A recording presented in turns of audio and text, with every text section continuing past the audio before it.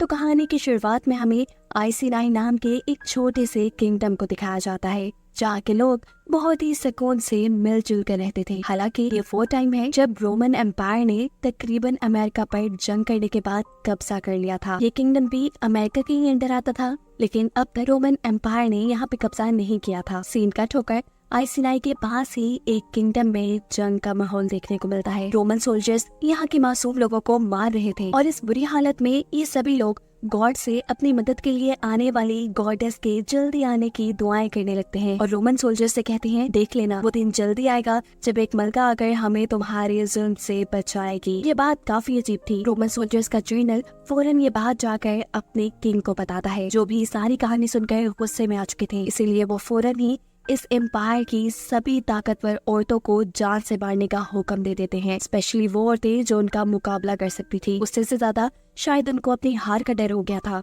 खैर दूसरी तरफ आइसी-9 के जर्नल भी उनके किंगडम के लिए बुरी खबर लाए थे, जो ये थी कि रोमन एम्पायर अपना एक नया जर्नल यहाँ भेज रहे हैं। जरूर वो इनके साथ कोई भलाई तो नहीं करेगा, इन्हें अब किसी भी मुश्किल घड़ी के लिए तैयार रहना होगा। इस वक्त किंग की वाइफ बुटिका अपनी बेटियों के साथ बाजार जाने के लिए निकली थी। रास्ते में उनकी नजर दरख्त पे लटकी हुई लाशों पर पड़ती है। बुटिका की बेटियां घबरा जाती हैं, तो बुटिका उनसे कहती है, डरो नहीं, जरूर ये वो लोग होंगे जिन्होंने कोई बुरा काम किया होगा। तब बुटिका की बात काटकर बुटिका की मेड उससे कहती है, नहीं, इनका कसूर सिर्फ इतना है कि ये क्रिश्चियंस हैं, क्योंकि रोमन्स क्रिश्चियंस को पसंद नहीं करते, इसीलिए उन्होंने इन्हें मरवा दिया। खैर ये लोग चलते चलते बाजार आ जाते हैं, जहाँ दूसरे कबीले के आए लोग जैसे ही बुटिका को देखते हैं तो एकदम से वो सभी उसके सामने झुक गए। वो उसे गॉडेस बुटिका कह रहे थे। बुटिका शौक खड़ी थी, वो समझ नहीं पाई थी कि आखिर ये हो क्या रहा है। ये सब पास खड़ा एक रोमन सोल्जर भी देख लेता है। बुटिका को एक पावरफुल औरत मानकर वो अपने किंग के हुक्म पर जैसे ही उसे मारने के लिए आगे बढ़ता है, उसके साथ जबरदस्ती कहता है, तो वो लड़की जो सबसे पहले बुटिका के सामने झुकी थी जल्दी से अपनी तलवार निकालकर उस आदमी का हाथ काट देती है। अगले ही सेकंड उसने इस गिरे हुए आदमी का सर भी काट दिया। इन्हें उसने रोमन सोल्जर को मार दिया और ये उससे बहुत बड़ा गुनाह हो गया। ये लोग जानते थे कि अब यहाँ रोमन फौज आ जाएगी इस चीज का बदला लेने के लिए, इसलिए ये सब तो यहाँ से भाग जाते हैं। लेकिन अब रोमन सोल्जर्स पड़ जाते हैं क्वीन के पीछे, यानी बुटिका के पीछे। किंग बुटिका की जान बचाने के लिए रोमन सोल्जर्स के साथ सुलह करने की बात करते हैं। ये सोल्जर्स भी बुटिका की जान को बख्शने के लिए मान गए थे, लेकिन एक शर्त पे, जो कि ये थी कि बुटिका को सजा जरूर मिलेगी। और वो सजा ये थी कि बुटिका पूरे 1 साल तक महल से बाहर नहीं जा सकती। इन सबके यहाँ से चले जाने के बाद बुटिका अपने हस्बैंड से यानी किंग से बात करती है, उन्हें बाजार में होने वाली सारी स्टोरी सुनाती है और पूछती है, मुझे एक बात समझ नहीं आई, उन्होंने मुझे गॉडेस कह के क्यों पुकारा? किंग जवाब देते हैं, शायद इसलिए कि तुम बारबेरियंस की ब्लड लाइन से हो। बारबेरियंस यानी दुनिया के सबसे बहादुर सोल्जर्स। अगले दिन रूटीन की तरह बुटिका अपनी बेटियों के साथ खेल रही थी, लकड़ी की नकली तलवार से, जिनको देखकर किंग खुश हो रहे थे। किंग को लगा कि शायद बुटिका को तलवार चलाना नहीं आता। वो अपनी बेटियों के जाने के बाद जैसे ही बुटिका को तलवार चलाने का सबक देने लगता है, तभी बुटिका बड़ी ही होशियारी से उसी के ऊपर अपनी नकली तलवार से ही हमला कर देती है। बादशाह को भी समझ नहीं आया था, एकदम से वो उसकी पकड़ में आ गए थे और उसके ये चाल देखकर बादशाह समझ गए कि बुटिका बहुत ताकतवर है। और जैसा वो सोच रहा है कि बुटिका को तलवारबाजी नहीं आती, वो गलत था। वो बुटिका को अब अपने रूम में लेकर आता है और उसके सामने एक तलवार निकालता है। ये तलवार उसे बुटिका के डैड ने दी थी। ये कोई आम तलवार नहीं थी, बल्कि बारबेरियंस की तलवार थी। इस तलवार की सबसे खास बात ये कि ये गॉडेस बुटिका की तलवार थी, जिसे बहुत से जादुओं की मदद से बनाया गया था। अब अगले दिन आइसी-9 में रोमन जर्नल आते हैं, जिसके बारे में किंग को खबर पहले से ही उनके जर्नल से मिल गई थी। यहाँ के सभी लोग दुश्मन होने के बावजूद रोमन जर्नल को इतनी इज्जत देते हैं जैसे वो कोई बहुत खास मेहमान हो, लेकिन वो जर्नल तो इन्हें कीड़े मकोड़ों से भी कम समझ रहा था। फिलहाल के लिए तो वो यहाँ से चला जाता है, लेकिन किंग जान चुके थे कि उसके इरादे अच्छे नहीं, इसीलिए वो अपने जर्नल के साथ मिलकर रोमन सोल्जर के उनके किंगडम पर हमला करने से पहले ही रोमन्स की यहाँ आई प्लेटून पर हमला करने का फैसला करता है, ताकि वो अपने किंगडम को बचा सके। रातों रात ही अपनी फौज तैयार करते हैं और जंग पे निकल जाते हैं। ये जंग बहुत ही भारी थी। रोमन सोल्जर्स स्ट्रेंथ थे और इन लोगों के पास तो ज्यादा हथियार भी नहीं थे, लेकिन ये लोग हिम्मत नहीं हारते और ऐसे जंग जीत जाते हैं। ये लोग जंग जीत तो गए, लेकिन इन्होंने जंग जीतने की बहुत बड़ी कीमत अदा की। किंगडम वापस आकर जनरल बुटिका को बुरी खबर ये देते हैं कि किंग अब इस दुनिया में नहीं रहे।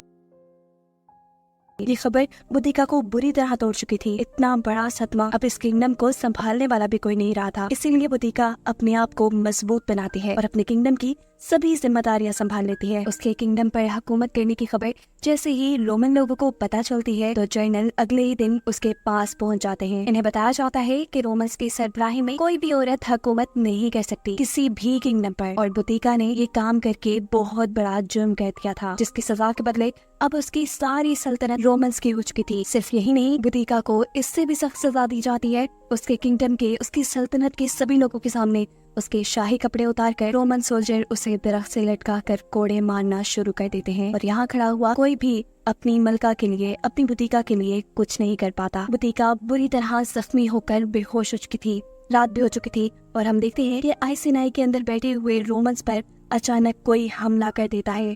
ये वही लोग थे जो बुतिका को गॉडेस मानते थे। वो यहाँ सभी रोमन सोल्जर से लड़कर बुतिका को बचाकर यहाँ से ले जाते हैं। अपने किंगडम में ले जाकर बुतिका का इलाज किया जाता है। होश में आते ही बुतिका सबसे पहले अपनी बेटियों के बारे में पूछती है, और उसे बुरी खबर ये दी जाती है कि उसकी बेटियां कोड़ों की सदमे मारी गईं। और इस इतने बड़े सदमे में बुतिका दोबारा अपने होश खो देती है। काफी दिन यूं ही गुजर जाते हैं, और फिर एक दिन बुतिका सेहतयाब होकर उस टेंट से बाहर निकलती है, जहाँ वो देखती है कि बच्चे नकली तलवारों से लड़ना सीख रहे थे। इन बच्चों में 2 लड़कियां भी थी जो उन्हें बिल्कुल अपनी बेटी की तरह लग रही थी। यही लड़कियां बुतिका को बताती हैं कि उनके किंगडम के लोग उसे गॉडेस यानी देवी मानते हैं। इन लोगों का मानना है कि आप हमें रोमन से बचा लेंगी।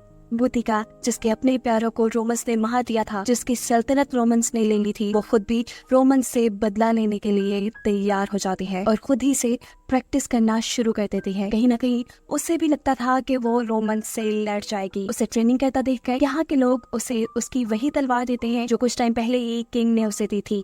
बुतिका इस तलवार को देख ही रही थी कि यहाँ पर एक दूसरे किंगडम का जर्नल आता है जिसका नाम है वुल्फगार्ड। वुल्फगार्ड के भी किंगडम पर रोमन्स ने हमला कर दिया था। वो भी रोमन्स से जंग करना चाहता था, इसीलिए ये सब किंगडम वाले आपस में मिल रहे थे ताकि एक बड़ी फौज बनाकर आराम से रोमन्स को हरा सके। ये आदमी जब बुतिका को अपने लीडर के रूप में देखता है तो उसकी बेइज्जती करना शुरू कर देता है और बाकी लोगों से कहता है, मैं एक लड़की के पीछे नहीं लड़ूंगा, वो भी ऐसी लड़की जिसे खुद लड़ना ना आता हो। वो यहाँ बुतिका के हाथ से उसकी तलवार लेकर उसका मजाक उड़ाता है और पीछे उसे नदी में फेंक देता है। अपनी तलवार को नदी में गिरता देखते ही बुतिका जल्दी से पानी के अंदर जंप कर देती है। उसे तैरना नहीं आता था, काफी देर तक वो पानी से बाहर भी नहीं आई। यहाँ के लोगों को लगने लगा कि वो मर गई होगी, लेकिन तभी अचानक बुतिका अपनी तलवार लिए यहाँ वापस आ जाती है और उसकी हिम्मत और बहादुरी को देखते हुए वुल्फगार्ड, जो पहले उसकी बेइज्जती कर रहा था, वो भी उससे इम्प्रेस हो जाता है और उसके साथ काम करने को भी मान जाता है। सभी लोग अब उसके एहतराम में उसके सामने झुक जाते हैं। रात होती है और हम देखते हैं कि सभी लोग मिलकर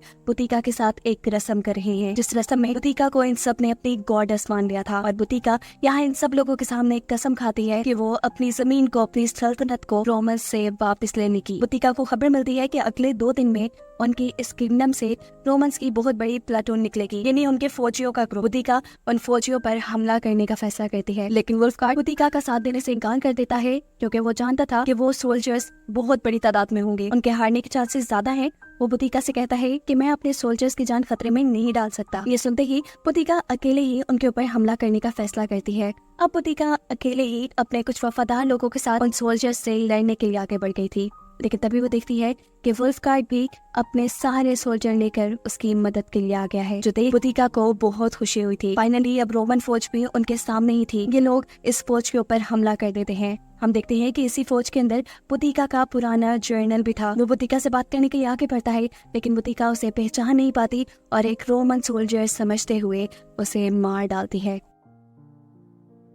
गुस्से में बुतिका अपने ऊपर से कंट्रोल खो चुकी थी। वो बार बार अब इस आदमी के पेट में तलवार मारते हुए अपना गुस्सा निकाल रही थी, जबकि दूसरी तरफ वुल्फगार्ड के सोल्जर्स यहाँ रोमन सोल्जर से लड़ रहे थे, जो रोमन्स को हराने में बहुत हद तक कामयाब भी हो चुके थे। ये लोग रोमन सोल्जर्स के सरों को नेज़े पे लटकाते हुए अपनी जीत का हथियार बना लेते हैं और साथ ही इनका सारा सामान भी लूट लेते हैं। इस जंग के बाद काफी अरसे तक उनके किंगडम में अमन रहा। हम देखते हैं कि यहाँ बुतिका से मिलने के लिए कुछ बोने आए। वो बुतिका को बताते हैं कि तुम्हें पूरी तरह देवी बनने के लिए कुछ रस्में करनी पड़ेंगी, जिसमें वो बुतिका को इंसानों का खून पिलाने के साथ साथ और भी अजीबोगरीब काम करते हैं। इन्हीं बोनों के सरदार बुतिका को ये बात बता देते हैं कि तुम्हारा एंड, तुम्हारी मौत करीब है, तुम्हें मरने से पहले बहुत कुछ करना होगा। पता चलता है कि बुतिका को अभी तक अपनी बेटियों के वियंस आते थे। इस औरत की बातें बुतिका को उन वियंस से बाहर ले आती हैं और उसे यकीन दिलाती हैं कि उसकी फैमिली मारी जा चुकी है।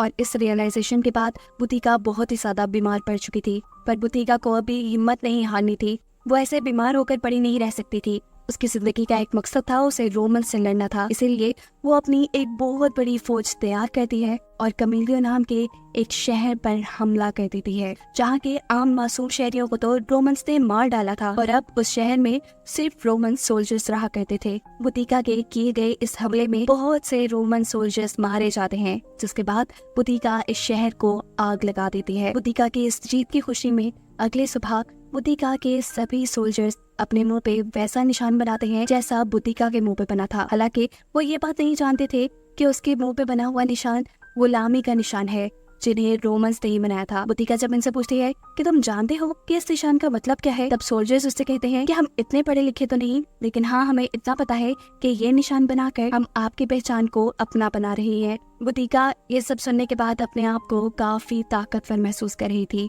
वो अगला हमला लंदन में करने का फैसला करती है, जहाँ पे सबसे ज्यादा रोमन सोल्जर्स थे। ये लोग अपनी बहुत बड़ी सी फौज बनाते हैं और लंदन के ऊपर भी हमला कर देते हैं। यहाँ पर भी बुतिका के सोल्जर्स ने हिम्मत दिखाई थी। उन्होंने बहुत से रोमन सोल्जर्स को मार डाला था और ये जंग भी जीतती थी। इन सभी हमलों के बाद रोमन्स की ताकतें यहाँ कम होती जा रही थी। यहाँ तक कि अब रोम के लोगों को अपनी जानों का भी खतरा पड़ गया था। इसीलिए रोम के लोग अपने ही बादशाह के खिलाफ धरने देना शुरू कर देते हैं। वो बिल्डिंग चला देते हैं और यहाँ तबाही का एक नया मंजर बन जाता है। इस सारी अफरा तफरी में अब रोम के जनरल रोम के राजा के पास आते हैं उनसे पूछने के लिए कि आगे क्या करना है, क्या जंग का ऐलान किया जाएगा, वो लोग जंग कैसे करेंगे। लेकिन इन सब बातों के जवाब में बादशाह कहते हैं, मुझे क्या पता, मैं एक वॉरियर थोड़ी हूँ जो मुझे पता हो कि जंग कैसे होगी। मैं तो एक म्यूजिशियन हूँ, मुझे सिर्फ गाना बजाना आता है और ये सारी चीजें मैं हैंडल नहीं कर सकता। ये कहते ही वो अपने हाथ की फेल्स काट लेता है, यानी उसने अपनी जान दे दी थी। बादशाह के मरने की खबर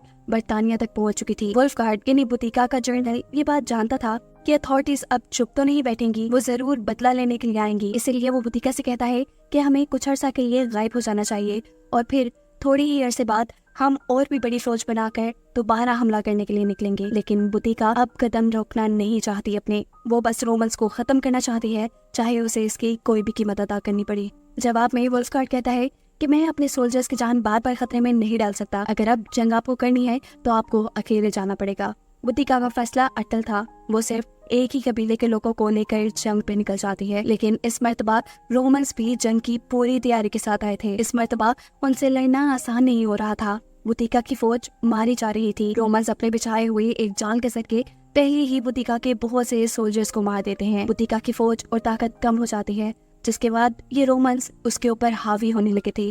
इस टाइम उसके ऊपर भी एक रोमन सोल्जर हमला करता है और वो नीचे गिर जाती है। वो बहुत तकलीफ में थी, लेकिन लाचार होकर वो मरना नहीं चाहती थी। हिम्मत करके वो दोबारा उठती है। उसे लड़ना था तब तक जब तक उसके जिस्म में आखिरी सांस थी। ये लोग हार के बिल्कुल करीब ही थे कि तभी उसे पीछे से वुल्फगार्ड की आवाज आती है, जो यहाँ अपने साथियों को लिए बुतिका की मदद को आ चुका था। यहाँ जंग दोबारा से शुरू हो जाती है, जिसमें अब बुतिका के लोग जंग जीतने की तरफ जा रहे थे। लड़ते लड़ते बुतिका को उसकी बेटियों के बियन आते हैं, जो उससे कह रही थी कि आप जो भी कर लें, एंड पे आपको मरना ही है। उसके बियन्स उसका ध्यान लड़ाई से भटका देते हैं और ऐसे में उसे एक तीर लग जाता है। बुतिका को गिरता देखकर रोमन सोल्जर्स के लिए तो जैसे ये गोल्डन मौका था। वो सारे एक साथ मिलकर जोर जोर से तलवारें बुतिका के जिस्म में स्टैब करते हुए उसे जान से ही मार डालते हैं। बुतिका मर चुकी थी और उसे मरने से पहले सिर्फ अपनी फैमिली के साथ बिताए अच्छे लम्हों के वियंस आए थे। जंग बुतिका जीती या नहीं ये तो नहीं बताया गया, लेकिन कहानी के पोस्ट क्रेडिट सीन में हमें बताया जाता है